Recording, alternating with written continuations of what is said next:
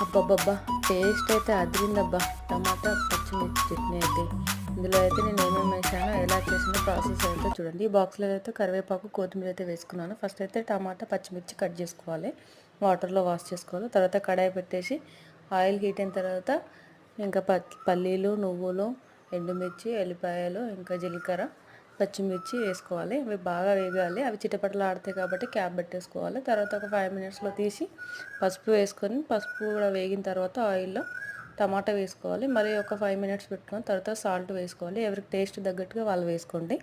ఇంకా ఫైనల్గా అయితే కొత్తిమీర, పుదీనా అయితే వేసేస్తున్నాను. చాలా బాగా వచ్చింది టేస్ట్ అయితే. చింతపండు అయితే ఎవరి టేస్ట్ తగ్గట్టుగా వాళ్ళు వేసుకోండి. నేనైతే కొద్దిగా ఎక్కువ వేసిన, పుల్లగా అయింది టేస్ట్ అయితే. చాలా బాగుంది చూడండి.